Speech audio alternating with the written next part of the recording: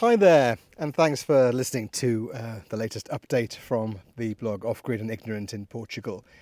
I'm afraid it's a sad one this week. After 14 and a half years, our beloved little dog Simon has passed away. It happened a couple of weeks ago, and I haven't really been ready to write about it until now. But hopefully I'll get through today's blog, which is called Simon's Rainbow. Sad news from the valley. It's how we're related to Drew Barrymore, is how I've always started Simon's story. So it's a good way to also bring it to a close after 14 and a half years. As a hack, I do like headlines. I met Ana playing tennis with her husband, but we got together through clowns and fire, is a favourite introduction to our love story. More about that another time. Oda and Ana found Simon cowering under a table at a fabulous little dog rescue place called Bark and Bitches in Los Angeles in early 2012. Having arrived in LA from Bangkok 6 months earlier, we'd made a few attempts to adopt a dog directly from a shelter, but baffled by bureaucracy, which made it extremely difficult to find one, the girls looked elsewhere. Bark and Bitches was a strange blend of animal, accessory shop and zoo, where the dogs were all off-leash to hang out with each other and interact with the hopeful foster parents looking for their soulmate, or dæmon if you're a Philip Pullman, His Dark Materials fan. It was a chaos of yapping and blurred movement, all with one member of staff on hand with a mop and bucket to deal with any accidents, and an airlock-style double door to stop escapees racing out into the Fairfax and Melrose traffic. But the dogs could be themselves, not frightened or overcompensating animals alone in a cage at the pound, competing with their neighbours to be rescued. I was working away, and we wanted to decide on a dog together, but Simon was incredibly cute, and the owners warned he'd soon be snapped up. So, after a quick call, the adoption was agreed by all parties, and the small ball of fur was brought home. We don't know much about the first 3 months or so of his life. We picked November the 15th as his birthday, but for years he was petrified of metal dustbins and Hispanic men.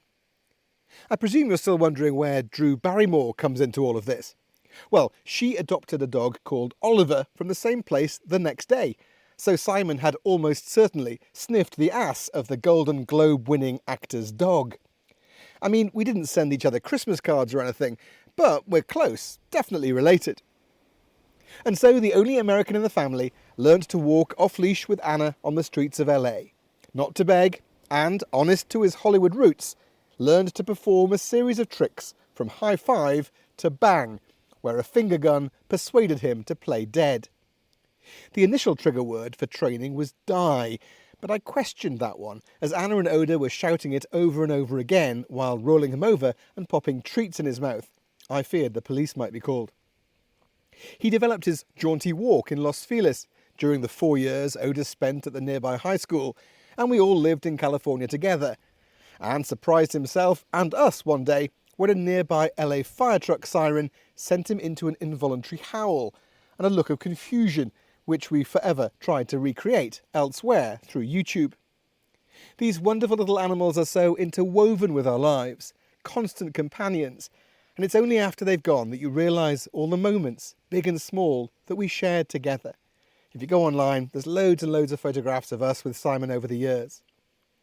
Simon was part of almost half of Oda's life thus far, and was well travelled, moving from LA to Nairobi, from Nairobi back to Northern California, via a summer in Sweden, and then to here in Portugal in the middle of COVID.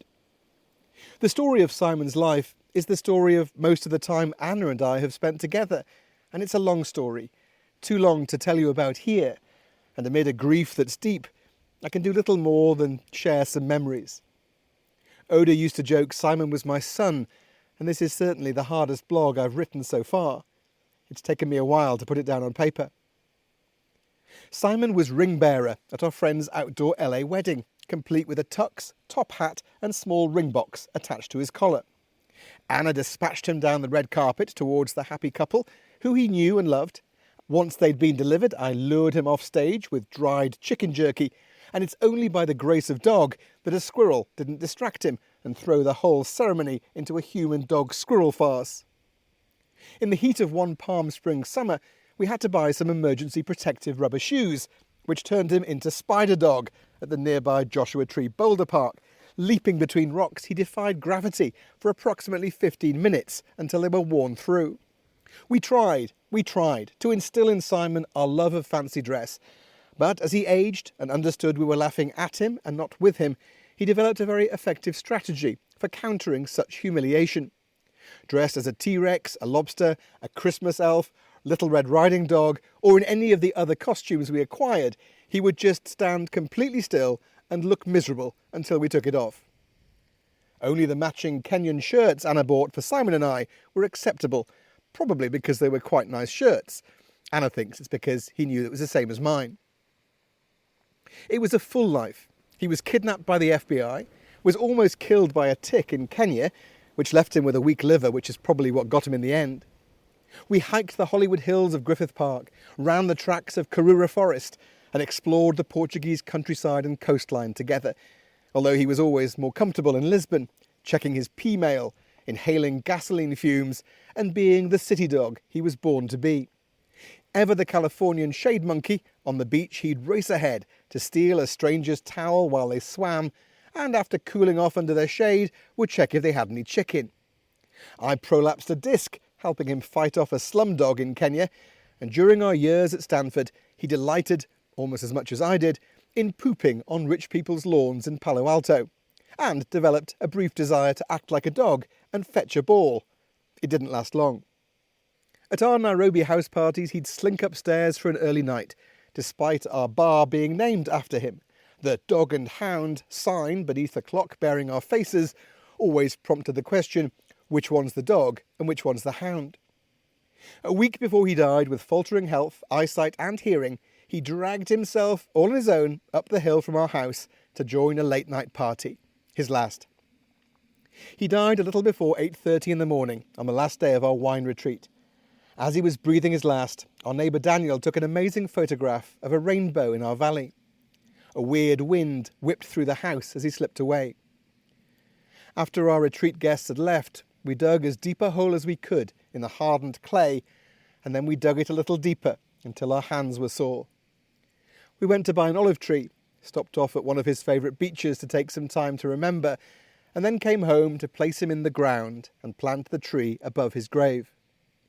The spot we chose reflected our happiest memory of headstrong, independent Simon.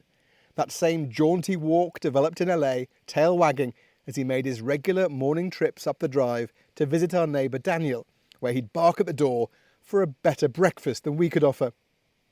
Tree planted, we sat back to pour a little beer on the soil, say cheers and thank you to our wonderful little dog, our Simon, our sci-fi, our puppy, for all the wonderful years of companionship he'd given us. We hung his Kenyan beadwork rainbow collar on the tree, and as we looked up, a huge rainbow spread across the sky. Being neither religious nor particularly superstitious, we just enjoyed one of those beautiful moments that provide people faith in something greater than ourselves. Simon's rainbow above Simon's tree. Next morning I walked up to the spot, cried a little, and then turned around to see another giant rainbow behind me above the house. Let's just call it his farewell. We haven't seen a rainbow since, except on the little collar that still hangs on Simon's tree that we drive past every day, and sometimes walk to for one of the most beautiful views from our valley. I'll make a bench soon to place there. We've always wanted to use that space. We'll be able to sit and contemplate the lives we shared, the unquestioning love and joy he brought to our nomadic lives, and the companionship he shared with us in our Portuguese home.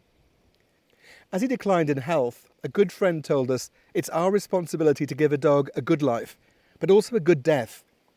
When he stopped eating and drinking, did we really want him alone in a sterile veterinary hospital to be put on a drip and kept alive?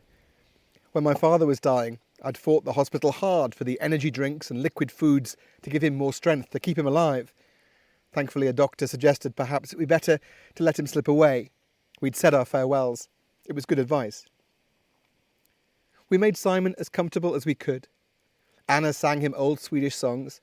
I urged him to let go. He had a good life, and dying in our arms, I believe we gave him a good death. It's the first time I've lost a dog. As everyone who's lost a dog knows already, it's hard, it's proper grief, especially perhaps when the grief over the loss of family, of people, has perhaps been pushed down and put off for another time. My only remaining family is on Anna's side. One friend said he finally understood why as a child there was a gap between dogs as his parents grieved. One approach is leaving time before falling in love with a little ball of fur all over again, knowing our lifespans are out of sync. Another is continuity. Our other two dogs have helped comfort us, despite Garfunkel's name now being much harder to explain. Let's go with Garfy. Through chance circumstance, luck, and perhaps with a little help from a rainbow, we stumbled across Ronnie this week, or Ronaldo Romulus, to spell out the full name that Oda gave him. Ronnie was born on April the 1st, and is less of a dæmon and more of pure demon. As I write, Albie and Garfunkel have fled the house to avoid his yapping, pin-sharp teeth, nibbling and general annoyance. He is joy and energy and love, and I'll tell you more about him next time. Thanks again for listening. If you've come across Simon and have pictures or videos of him from over the years that we've been travelling around, please send them to me. I want to put a little YouTube clip together so we can remember him and some of the things that others remember that we've forgotten. It would be lovely if you could do that. Sorry for being a bit emotional this week, but thanks again, and I'll see you next time.